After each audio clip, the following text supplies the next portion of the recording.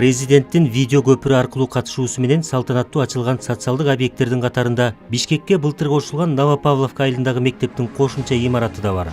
Баарыбыз абдан кубанычтабыз. Ушул мектебибизден жакшы инсандар чыксын, элдин керегине жараган, элибизге, делибизге тынччылык болсун.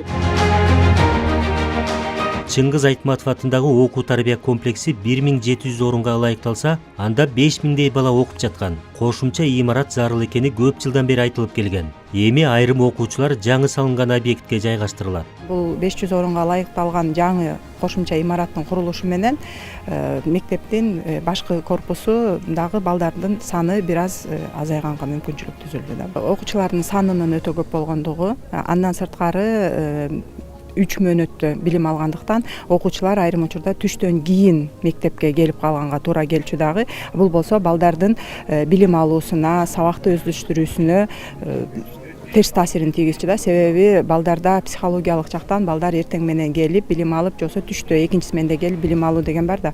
Ал эми мында түштөн кийин келип калчу дагы балдардын билим сапатына дагы терс таасирин тийгизип жаткан. Ал эми бул кошумча имараттын курулушу менен бул көйгөйлөрдүн чечилүүсүнө шарт түзүлүп жатат. Башталгыч класста эле 2000 бала окуйт, башталгыч классыбыз эле. Ошон үчүн ар бир класста 48ден 50ге чейин окуган. Болуп эле атат азыр деле.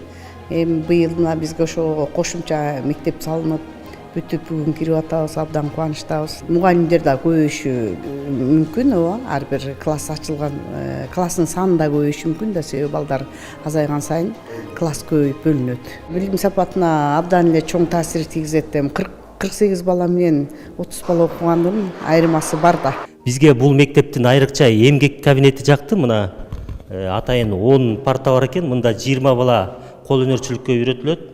Баардык жабдуулары шаймандар менен камсытылган экен. Мына ара турат, балка, жыгачты ар кандай абалга келтирүүчү жабдуулар. Бул жакта точилка, кайракташ бар экен. Мына жыгачты сүрүп тазалай турган жабдуу турат.